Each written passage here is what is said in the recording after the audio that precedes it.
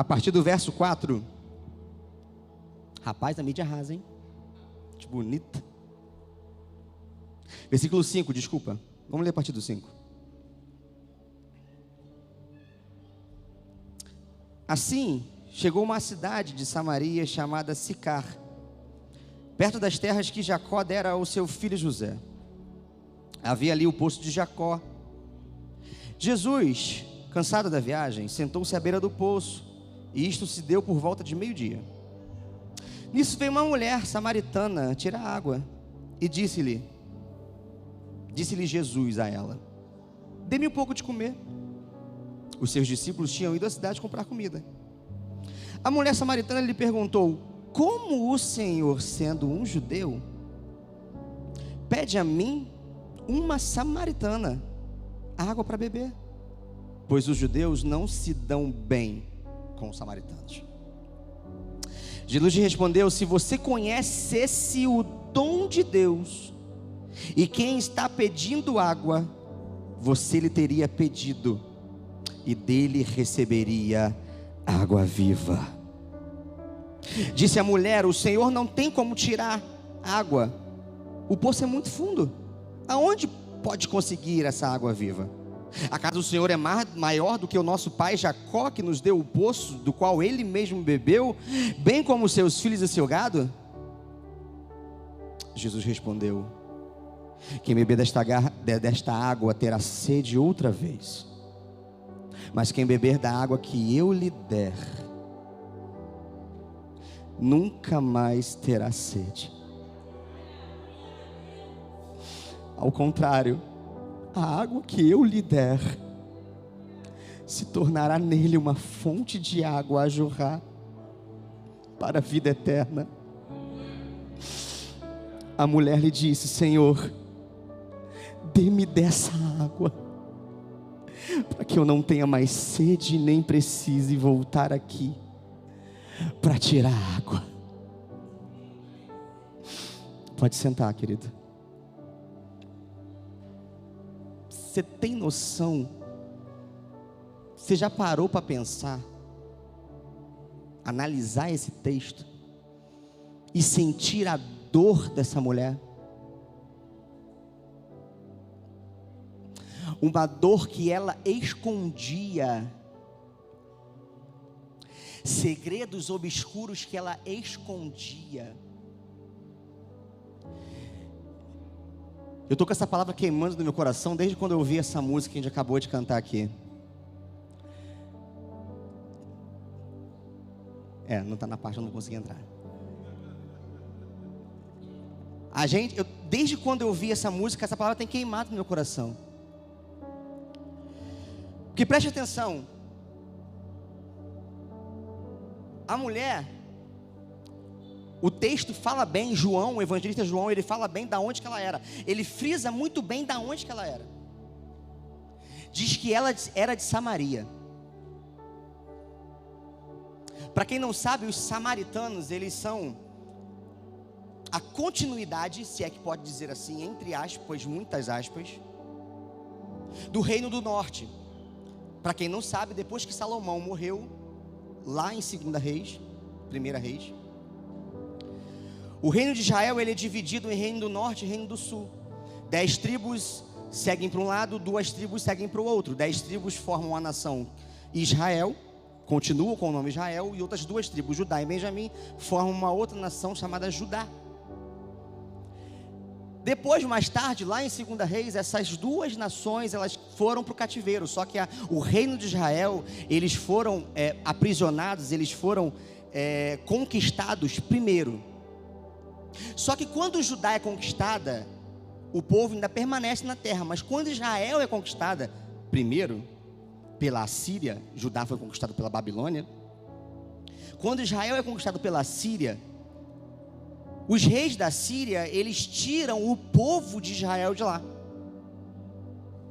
Tiram todo o povo de lá. Mas ficam alguns. Os que não tinham muitas condições, os pobres, os necessitados, permanecem na terra de Israel. Mas a maioria, sacerdotes, ricos, donos de posse, são deportados. E eles ocupam essa terra, esse reino do norte, cuja capital era Samaria. Por isso que o nome do país agora, da região agora, no Novo Testamento, é conhecido como Samaria, por causa da cidade. Então esse reino, que a capital era Samaria, ele agora é povoado por muita gente estrangeira. Então daí já começa o judeu a olhar meio torto para os samaritanos. Porque o judeu não vai aceitar, porque se tem pouca gente de Israel lá, e muita gente de outra cidade, o que começa a acontecer? A casar e dar-se em casamento. E dali nasce um povo misturado. Para quem não sabe, o judeu não podia se casar e ter filhos com outras pessoas que não fossem descendentes dos próprios judeus. Mas esse povo agora de Israel, que agora no Novo Testamento conhecemos como samaritanos, é um povo misturado. Então o judeu já olha torto para ele, e o que acontece? O judeu já começa a considerar eles um povo impuro, um povo, uma raça misturada. É como se fosse o vira-lata, né? Não tem pedigree. E sem contar que houveram outras muitas desavenças. Quando o povo vai querer reconstruir o templo, o samaritano vai querer ajudar, o judeu não vai querer a ajuda do samaritano por conta já por não querer se misturar. O samaritano fica com raiva, fica com inveja, começa a querer sabotar. Para quem quer conhecer a história, vai lá no livro de Esdras, consulta lá Sambalate, Tobias. É mais ou menos isso, Sambalate era um samaritano. E você vai encontrando ali que houveram várias rixas. Um pouco antes do Novo Testamento, aí não está na Bíblia, é a história. Os samaritanos construíram outro templo, diferente do templo dos judeus, que era em Jerusalém. Os samaritanos vão construir um templo no Monte Gerizim. Os judeus vão lá e vão destruir esse templo. A coisa entre judeu e samaritano não era legal. Eram dois vizinhos, a terra colada uma na outra, mas que viviam em guerra. Para você ter uma ideia, os judeus, eles não compartilhavam dos mesmos utensílios que os samaritanos. Por isso que quando o Jesus vai chegar para a mulher samaritana e vai pedir a ela água, ela vai estranhar, primeiro, que ele é um judeu, e segundo, ele quer beber do meu cântaro, ele quer beber da minha vasilha.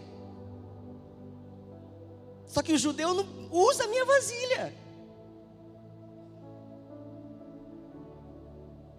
Só que Jesus vem para quebrar isso tudo. Agora você pega essa mulher. Ela era mulher, já era uma classe considerada naquele tempo, numa sociedade patriarcal, uma classe abaixo dos homens. Número 1. Número 2, samaritana. Mulher samaritana. Número 3, essa mulher samaritana era adúltera. Mais tarde, durante a conversa, Jesus vai perguntar para ela: cadê seu marido? E ela vai falar: não tem marido. E Jesus vai, como no caráter de profeta, vai chegar para ela e vai revelar: disseste bem, porque você tivera 5. E você tem agora um 6º homem que não é teu marido. Pensa bem, gente. Estamos num deserto. Hoje fez um calor bastante grande, né? Essa semana fez calor pior, se eu não me engano. A gente vem vindo de uma onda de calor aí muito grande. Você, se pudesse escolher, você sairia para resolver algum problema meio-dia? Debaixo desse sol? E nem ninguém fazia isso. E nem no deserto, muito menos no deserto. O horário habitual era um serviço das mulheres, sim. Até aí tudo bem. Era um serviço das mulheres pegar a água do poço, porque os homens estavam ocupados com outras coisas. Então era um serviço feminino. Só que as mulheres costumam fazer isso no final da tarde, que o sol já tinha abaixado.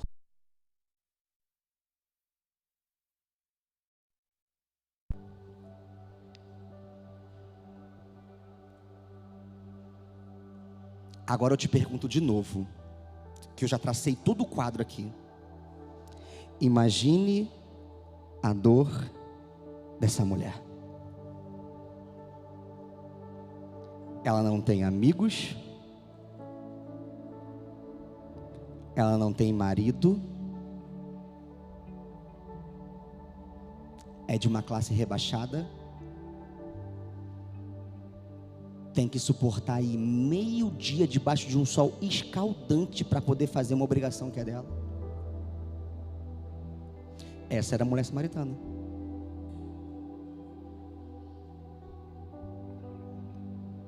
Aí vem Jesus. Jesus chega naquelas jesuicidências do Novo Testamento. Por que jesuicidências? Não existe coincidência com Jesus. Ele chega para os discípulos e ele fala, ele tem que sair da Judéia porque ele tinha curado um paralítico num sábado e os judeus estavam querendo matar ele. Como ainda não era a hora, né, os judeus matariam ele, mas ainda não era a hora. Ele fala assim, vamos para Galileia. Só que para ir para Galileia tem que passar por Samaria. Quando você vai daqui para Nova Iguaçu, você tem que passar por Belford Roxo. Estou errado? É a mesma coisa. Você vai daqui da Judéia para Galileia, você tem que passar por Samaria. Ah, existia uma outra rota? Existia. Você podia fazer um desvio e ir lá no oeste e voltar. O que muitos judeus faziam por causa dessa guerra. Mas Jesus, incidentemente, era necessário passar por Samaria, versículo 4. Esse era necessário, não é porque não tinha outra rota. Era necessário porque para a missão de Jesus era necessária.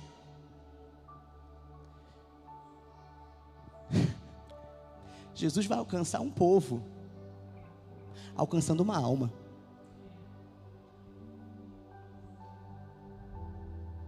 A missão de Jesus era Samaria, mas ele escolhe a samaritana. Por que ele não escolhe o prefeito de Samaria?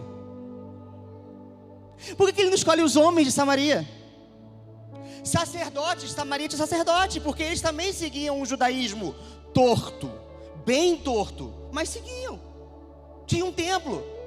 Por que Jesus não vai no templo de Samaria? Ele foi a muitas sinagogas, em Cafarnaum, na Galileia, em Jerusalém. Por que ele não vai na sinagoga, no templo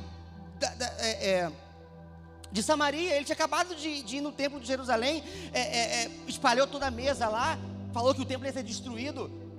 Estava falando dele mesmo. Por que ele não foi no templo? Porque Jesus quer encontrar você. Que Jesus quer encontrar você nessa noite. Nosso Jesus é um Jesus, nosso Deus é um Deus que Ele abençoa multidões, sim. Nosso Deus é um Deus que é digno de ser adorado, sim. Nosso Deus é um Deus transcendente, é um Deus grandioso, é um Deus que parece estar distante de nós, sim. Isaías vai revelar que Ele tem o céu por cabeça e a terra por estrado, puxando os seus pés, para você ver como grande é o nosso Deus. Mas esse mesmo Deus se inclina para ouvir a sua oração. Ele se inclina para ouvir o clamor que você faz. Esse mesmo Deus é um Deus que não exige nada mais de você, a não ser relacionamento.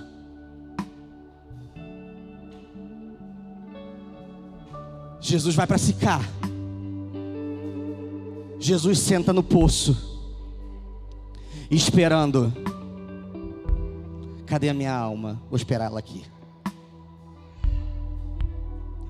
A alma aparece. E olha que engraçado que Jesus tem umas estratégias, né? A gente tem a estratégia, vai fazer evangelismo, bate de porta em porta, né? A gente fala de Jesus, nossa, a gente entrega folhetinho. Não, Jesus inicia uma conversa nada a ver. Está lá Jesus, a mulher reconheceu que ele era um judeu, pode ser pelo jeito de se vestir, ou pode ser pelo jeito que ele fala, mas reconheceu, alguma coisa ali em Jesus estava na cara, não queria falar essa palavra, mas na cara que ele era judeu, estampado que ele era, obrigado, Deus, estampado que ele era judeu. E ele senta lá e ele fala assim: dá de beber essa água aí. Ele não tinha poço, os discípulos não estavam com ele, tinham ido comprar comida. Provavelmente tudo que era ferramenta que poderia haver foram com os discípulos. E a mulher vai estranhar. Eu tenho certeza que se Jesus aparece na tua frente agora, é capaz de você estranhar. A mulher vai estranhar. Esse homem é judeu. Ele não tinha que estar falando com uma mulher desacompanhada para começo de assunto. Está falando comigo, ele sabe que eu sou samaritana. Porque aqui esse poço, embora o nome dele é Poço de Jacó, a construção do poço é atribuída a Jacó, está dentro da terra de Samaria. Então eu sou samaritana. Ele sabe que eu sou samaritana. Veio aqui beber água, não trouxe nada, ainda quer trocar uma vasilha comigo. Esse homem tá louco. Esse homem tá louco.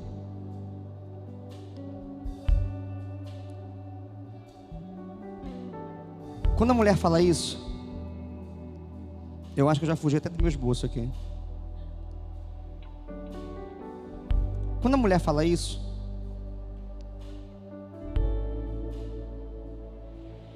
Jesus vai falar assim: se você conhecesse o dom de Deus e quem fala com você, você me pediria água, e eu te daria a beber uma água viva. Jesus começa a inverter o jogo com a mulher. A sede, Jesus estava com sede. Jesus pode ter bebido água depois. Mas a sede foi só um pretexto. Jesus usa muito isso, gente. Se você for analisar a vida de Jesus nos evangelhos, ele usa muito carências físicas nossas, sede, fome, cansaço, para chegar perto de você. Aonde que o lugar preferido que Jesus tinha para ensinar? Na mesa, comendo e bebendo. A sede foi só uma estratégia de Jesus para chegar nela. Porque na realidade, quem tinha sede de alguma coisa era ela. Quem ia matar a sede de alguém era Jesus. Era Jesus. Pense bem, uma mulher que está sozinha, num sol de meio-dia, tentou vários maridos, não conseguiu nenhum. O que mais essa mulher tem? Ela tem um desejo. O primeiro desejo que ela tem um desejo de descanso. Ela está cansada, gente. Sozinha, pegando água no poço, no sol de meio-dia, no deserto. Não é simplesmente um sol de meio-dia de Duque de Caxias, é um sol de meio-dia do deserto. Não sei quem já pegou água de poço. Lá em casa tinha um poço, na casa da minha mãe tinha um poço. Gente, é complicado. É uma força descomunal que você tem que fazer para... E quanto maior o balde, maior é a força. Imagine você fazer isso debaixo de um sol de meio-dia no deserto escaldante, um clima seco, que até para você se saciar, para matar a sede, você precisa ter esse trabalho pelo menos uma vez. Ela estava cansada. Só que será que era só cansaço físico que ela tinha? E além do mais, ela tinha um desejo por satisfação. Quem muito procura alguma coisa e não se satisfaz com nada, é porque a única coisa que pode satisfazer ela não está aqui nessa terra. O homem, quando ele é separado de Deus, pense bem, ele sempre está à procura de alguma coisa. Pense nisso. Ele sempre está à procura de alguma coisa. Ele nunca está satisfeito com nada. O homem, quando está separado de Deus, ele vai procurar isso em coisas, em lugares, em pessoas, mas só Deus vai saber quantas lágrimas ele derrama no travesseiro antes de dormir. E tem gente que até vem para a igreja, mas vem para a igreja e ainda não encontra. Como é possível, pastora? Como é possível, pastor? Mas tem gente que vem para a igreja, mas continua com sede. Essa mulher, se você pensar bem, ela retratava exatamente o povo que ela era. Um povo misturado, um povo que não sabia a quem adorar, e um povo adúltero espiritual. Como assim adúltero espiritual? Porque embora acreditavam no mesmo Deus de Israel, buscava a satisfação em outras coisas e não neste Deus. Crente que é crente satisfeito em Deus não sente falta de nada, porque o Senhor é meu pastor e nada vai me faltar. Mas pastor, eu preciso de dinheiro, como é que eu vou sobreviver? Escute uma coisa, no deserto, quando o povo peregrinava no deserto, depois de sair do Egito, o povo estava com fome. No deserto não tem planta e nem animal, nem bicho para você matar para comer. Quem era o sustento deles? Quem era o sustento deles?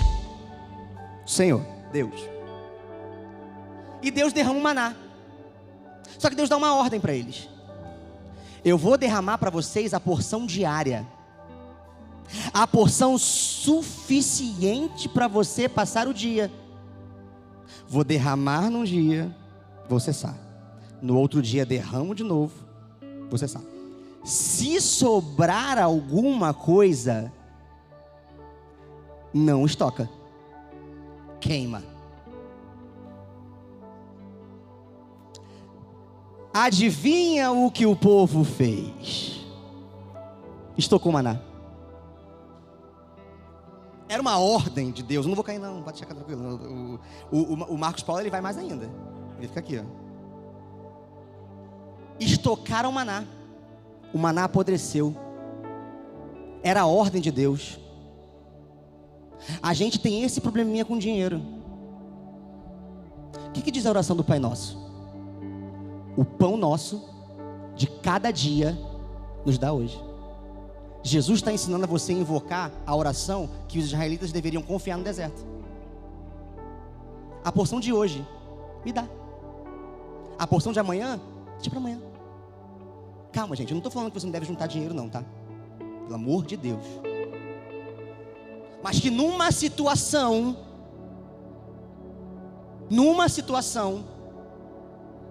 o teu sustento é Deus. Não guardei tesouros onde a traça pode corroer. Guardai tesouros no céu. Guardai tesouros no céu. O pão nosso de cada dia, Deus tem para você hoje. Deus tem uma porção para você hoje. Por que tu não confia? Por que quando você não tem dinheiro para pagar uma conta por uma situação que fugiu ao teu controle, você se desespera? Por quê? Por quê? Gente, é humano sentir triste. É humano sentir triste. Mas o que Paulo fala? Abatidos, porém não desesperados. A situação sua aqui na terra pode sim te entristecer, mas ela jamais pode roubar a tua esperança, porque a tua esperança tem que estar firmada em Deus, tem que estar firmada em Deus. A sua oração tem que ser igual à oração de Jó: Deus deu, Deus tomou, louvado seja o nome do Senhor.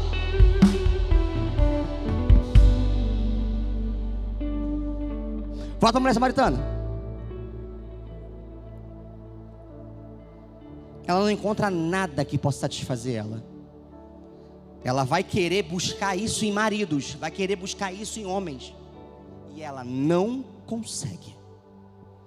O povo que ela fazia parte, samaritano, vai tentar adorar num monte que Deus não falou para adorar ali. Vai construir templo onde Deus não mandou construir.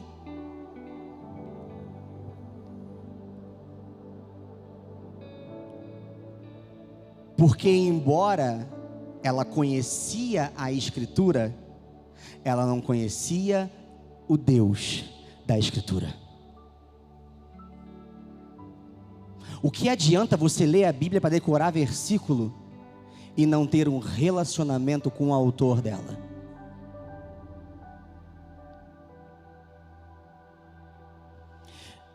Querido, Deus não quer que você leia muitas passagens, se isso não vai te fazer ter relacionamento com Ele. Deus quer que você conheça a Bíblia, você tem que conhecer, como crente você tem que conhecer. Venha para a escola dominical.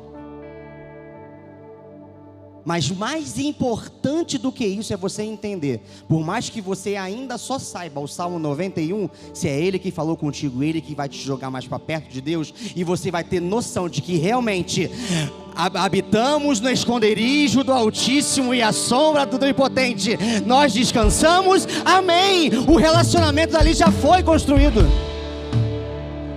Já foi construído. Por mais que você só saiba o Salmo 23, o Senhor é meu pastor e nada vai me faltar, é você confiar nisso e não se desesperar, porque nada vai realmente me faltar.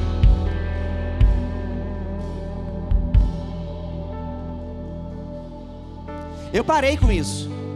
Eu tinha mania de ler a Bíblia e sublinhar alguns versículos, botava assim, do lado, pregação. Porque eu tinha mania de estudar a Bíblia para pregar. Falei, peraí, não tem que pregar algo que eu aprendi estudando. Isso aí, para quem é acostumado a estudar, é relativamente fácil. Eu tenho que ler a Bíblia para eu ter um relacionamento com Ele. E a palavra que eu pregar aqui tem que ser a palavra dEle. Não é algo que eu estudei aqui. Não é cantar medos de palavras da Bíblia. Não, é relacionamento. Relacionamento. Aí Deus, Jesus, 7:30. Eu não estou nem na metade ainda.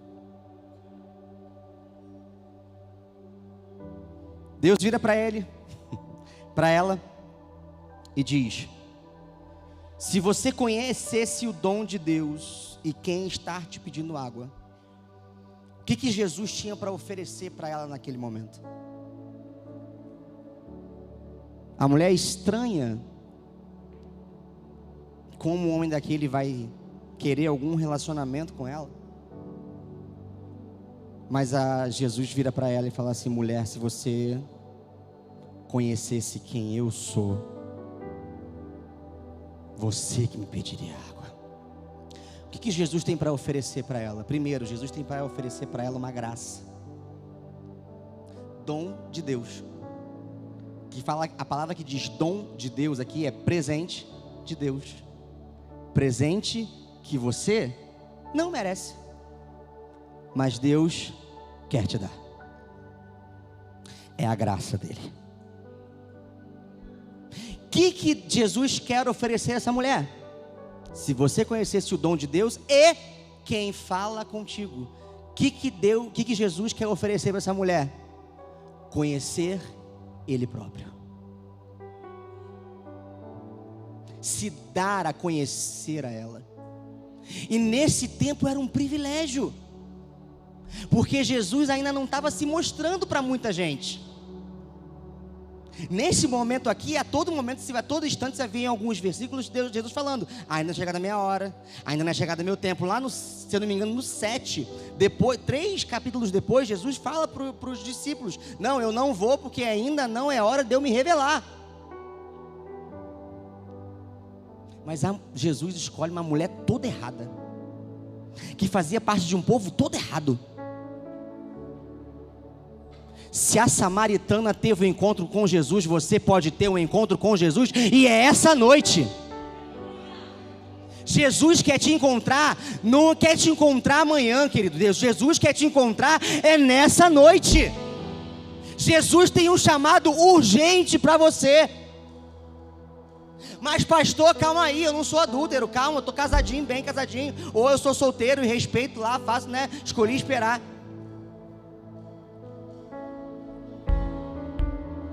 Mas eu tenho certeza que tem algo dentro de você que ainda procura alguma coisa que você não vai encontrar, a não ser que você tenha um encontro com Jesus.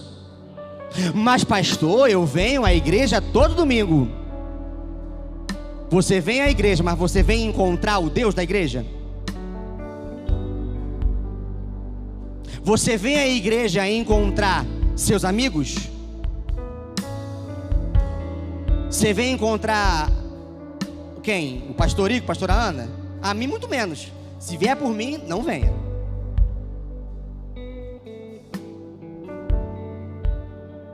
Jesus quer um encontro com você nessa noite. E Jesus fala para ela: olha, eu quero te dar uma graça. Eu quero fazer você me conhecer. Porque se você me conhecer e entender o que é essa graça, quem vai me pedir alguma coisa é você. Quem vai revelar a sede é você. Do que você tem sede nessa noite? Do que você tem sede? Se você me conhecer e conhecer essa graça, você vai para sempre ser sedento pela minha presença.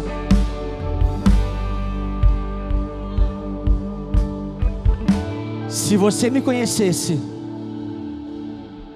você me pediria água, e eu te daria uma água viva. Peraí, a mulher pensa: peraí, calma aí. O que a mulher entende ali?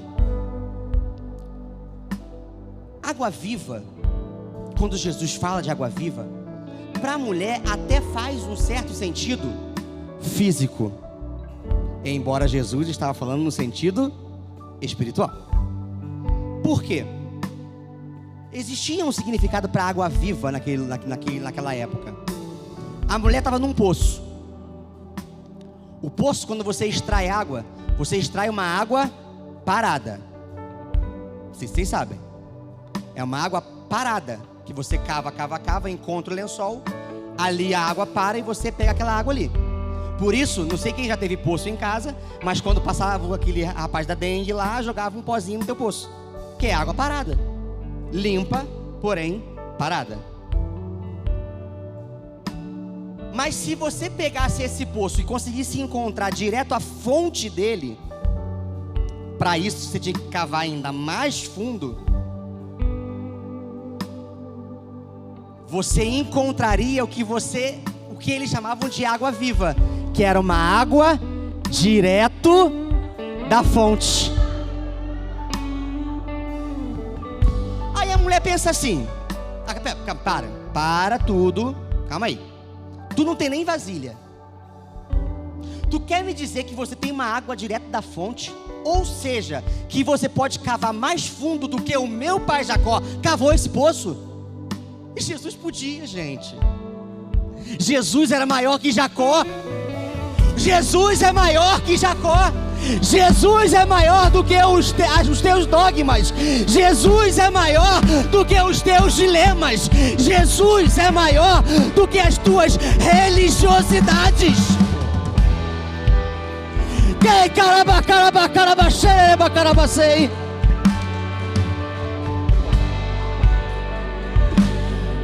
Jesus é maior do que aqueles 4 versículos que você conhece de cabeça.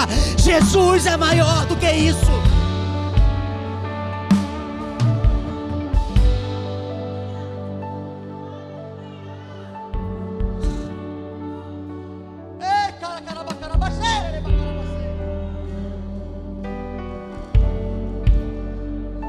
uma água direto da fonte. Lá em Jeremias, não precisa abrir, se a mídia conseguir achar aí, Jeremias 12, 13 e 18, diz assim, Jeremias 12, verso 13, começando do 13, diz assim: o meu povo cometeu 2 crimes. Jeremias 2:13. 2, 3. Isso. O meu povo cometeu 2 crimes. Eles me abandonaram a mim, a fonte da água viva, e cavaram as suas próprias cisternas, os seus próprios poços, cisternas rachadas que não retêm água. Por que que você, tendo Jesus, a fonte da água, insiste em pegar água na tua cisterna rachada que não tem poder algum? Pegue um poder direto que vem do alto para você.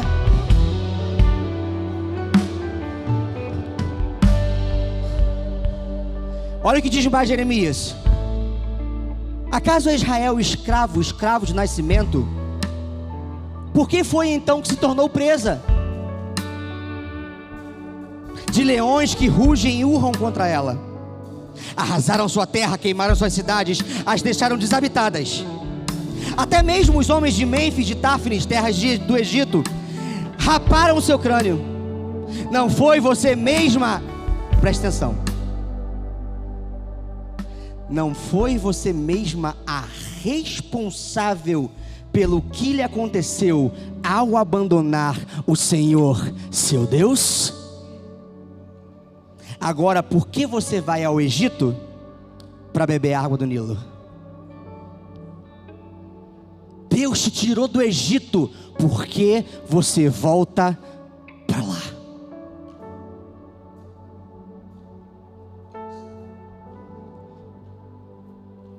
Jesus tem uma água da fonte que te satisfaz. O que é essa água viva? A água é a vida eterna que satisfaz, e a qual é mediada pelo Espírito que somente Jesus, o Messias, o Salvador do mundo, pode prover. Água viva, direto da fonte, uma salvação que só Ele pode dar. Você só consegue alcançar salvação em nenhum outro a não ser Jesus Cristo, o Salvador que morreu, se entregou por você. É Ele que te salva, é Ele que te satisfaz, é Ele que tem água viva direto da fonte para você. E nenhum outro, nenhum outro, nenhum outro, nenhum outro. Nenhum outro. Nenhum outro. Por que Jesus se coloca como uma fonte de água viva? Preste bem atenção. Uma passagem antes, Jesus está no templo e diz que aquele templo vai ser destruído e reconstruído em 3 dias.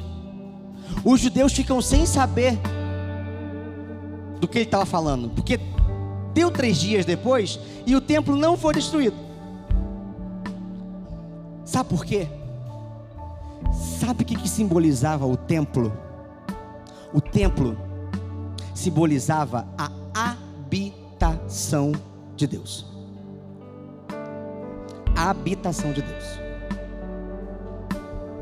Quando Jesus vem e encarna, o que João fala? Aquele que veio em carne e habitou entre nós. Faz uma ligação. Quem era o templo? Quem era o templo? Gente, faz uma ligação.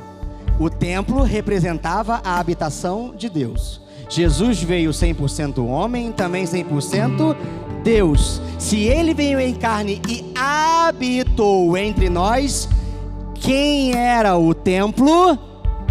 Quem era o templo? Jesus. Agora, olha o que diz Ezequiel. Eita, que a palavra é boa, hein? Eu gosto da Bíblia, porque ela é assim, né? Uma coisa vai se completando a outra. Olha o que a gente descobre aqui em Ezequiel. Ezequiel 47, verso 1. 47, 1. Bota aí, meninos. Isso. O homem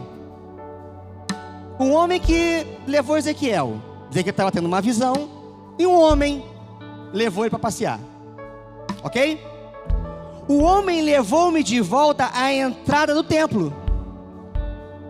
E eu vi água saindo de debaixo da soleira do templo e indo para o leste, pois o templo estava voltado para o oriente. A água descia de baixo pelo lado sul do templo. O que desce do templo aqui em Ezequiel? Água. O que desce do templo aqui em Ezequiel? Água. Agora olha o 9. Olha o 9. Paga não. Por onde passar o rio, por onde passar essa água, haverá todo tipo de animais e de peixes, porque essa água flui para lá e saneia a água salgada, de modo que onde o rio fluir, tudo viverá. Aonde o rio toca, a vida, aonde é vida o rio.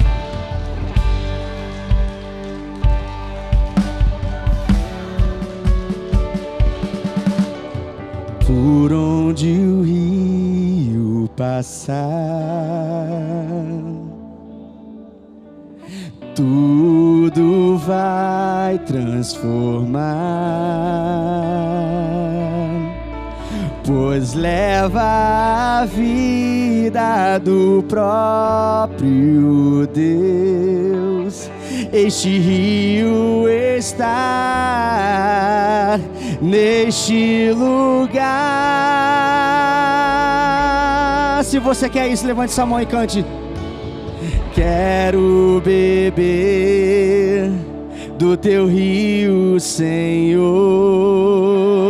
Sacia minha sede, lava o meu interior. Eu quero fluir em tuas águas. Eu quero beber da tua fonte, fonte de águas vivas.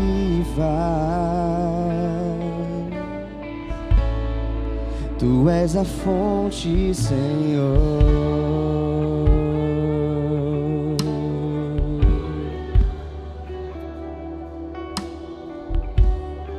Ele é a fonte, Ele é a fonte, Ele é a fonte de água viva.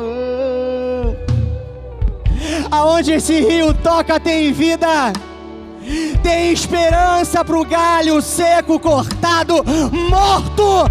Tem vida para você nessa noite, tem vida para você disponível.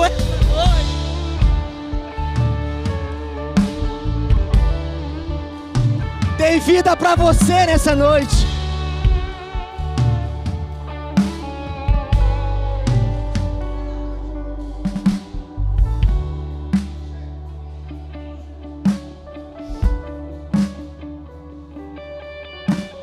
Veja bem, querido, eu não anotei, então não vou saber a referência de onde está, gente. Eu não sou máquina, não sabendo tudo de cabeça, não. Mas quando Jesus é crucificado,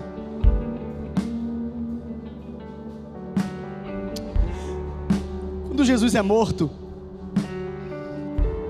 passado um tempo que ele estava lá sofrendo no madeiro, e ele já tinha se desfalecido, desmaiado, desacordado. Para verificar se ele estava morto ou não, o que fizeram? Furaram o lado dele. quando fura o lado dele,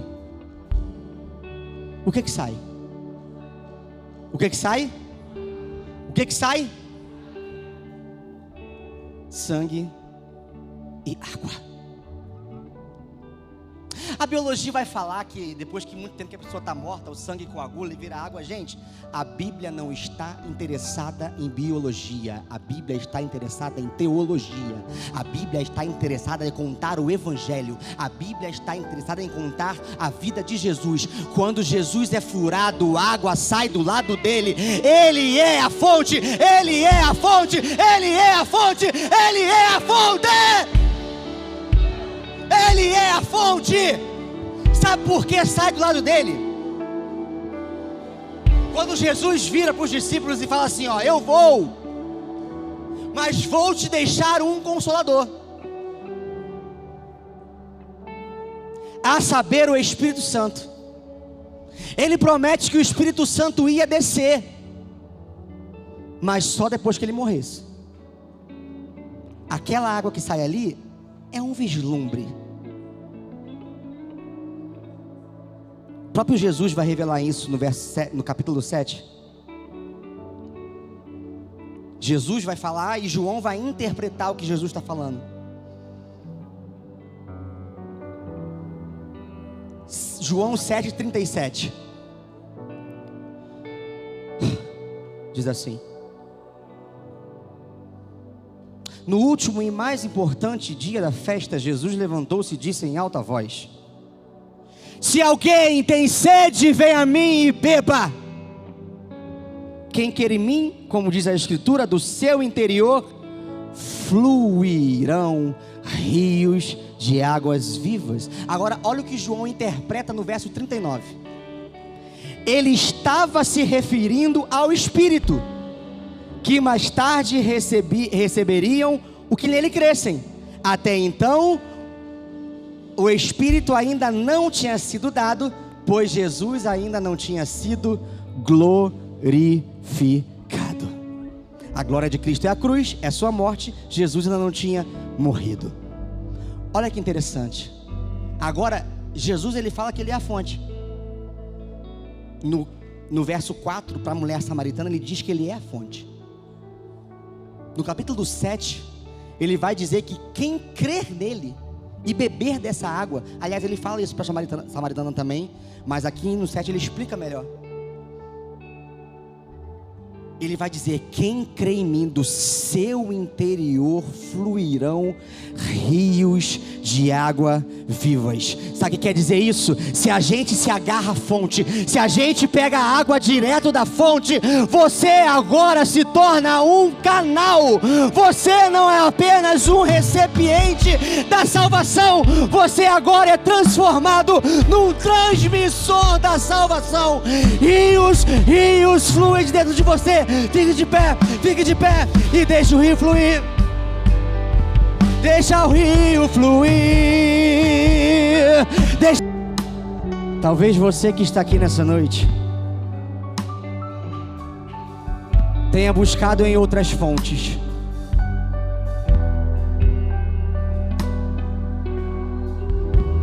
Talvez você que está aqui nessa noite tenha cavado cisternas que não retém água, que não é capaz de te satisfazer. Talvez aqui nessa noite você tenha bebido água, mas uma água como a gente bebe da geladeira, que passa algumas horas, a gente sente sede de novo, e de novo, e de novo, e de novo. Deus tem para você nessa noite, querido, uma fonte que jorra incessantemente dentro de você. Ao mesmo tempo que você está sedento, você está satisfeito. Você sente sede e Ele te supre. Sente sede e Ele te supre. Sente sede e Ele te supre. Se nessa noite você quer dessa fonte, está cansado de beber de outra fonte, vem aqui na frente, por favor.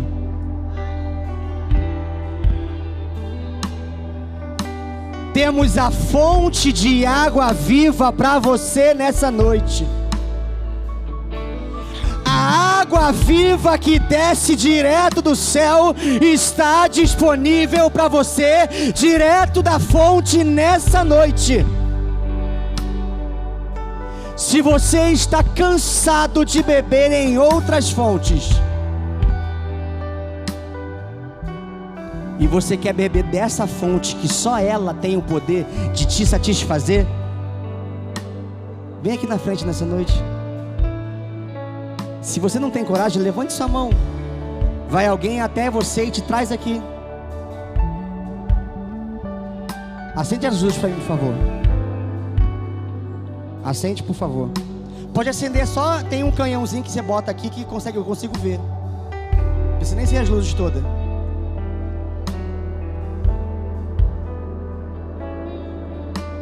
Isso. Olha para mim aqui. Só Ele é fonte. Só Ele é fonte. Só Ele é fonte que tem vida para você. Efésios nos revela no capítulo 2 que a alma sem Deus, ela está morta em si mesmo. O que quer dizer isso? Você, se não reconhece esse Deus como a única fonte da tua vida, você é como se fosse um defunto ambulante. Mas hoje Deus tem uma vida nova para você. Hoje Deus tem uma água viva para você. Hoje Deus tem uma fonte a jorrar no deserto da tua vida para você nessa noite.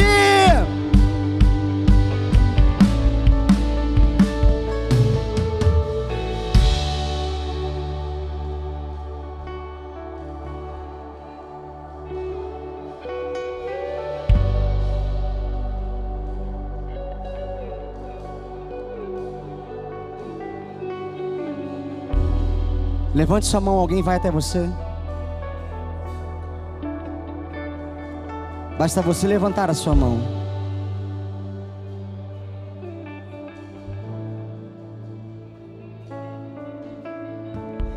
Essa fonte continua disponível para você.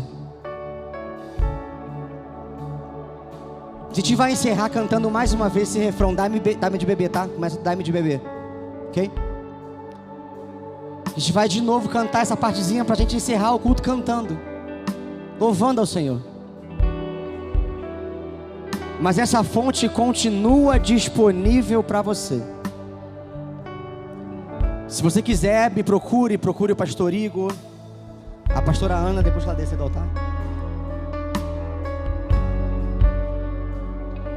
Mas não deixe de reconhecer Jesus como a única fonte que pode te fazer nessa noite. Dá-me de beber, pois tenho sede. Não quero mais buscar em outras fontes. Não precisarei aqui voltar pra minha sede saciar. Uma vez que eu já ouvi teu falar. Dá-me de beber, pois tenho sede. Não quero mais buscar em outras fontes. Não precisarei aqui voltar pra minha sede saciar. Uma vez que eu já ouvi teu falar. Tu és Quem a minha alma esperou, a fonte da vida que me encontrou. És o dom de Deus, o Messias, o meu Salvador.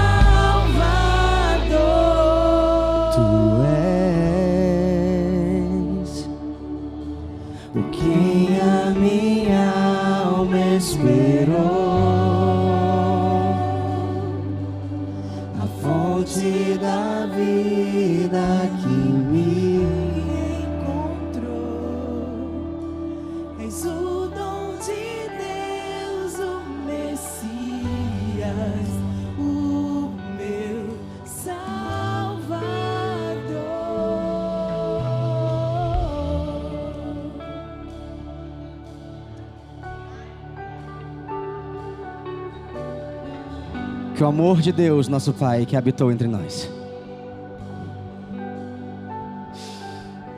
a graça de Jesus, que é a fonte de água viva,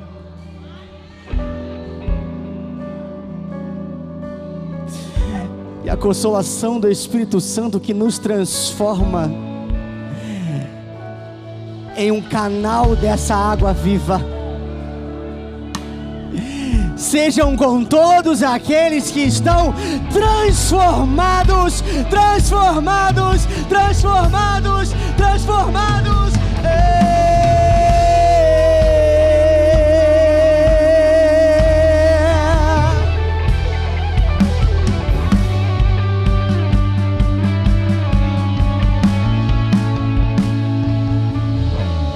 Quero beber do teu rio, Senhor.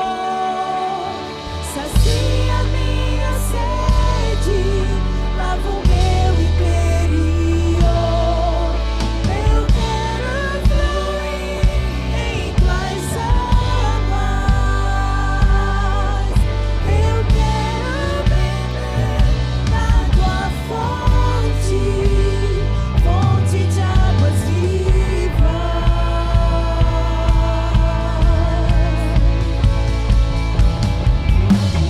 Quero beber do teu rio, Senhor. Sacia minha sede, lava o meu interior. Eu quero fluir em tuas águas. Eu quero beber da tua fonte, fonte de águas vivas. Tu és a fonte, Senhor. Você que está em casa, Deus esteja convosco e te abençoe em nome de Jesus. Em nome de Jesus. Querido, quem puder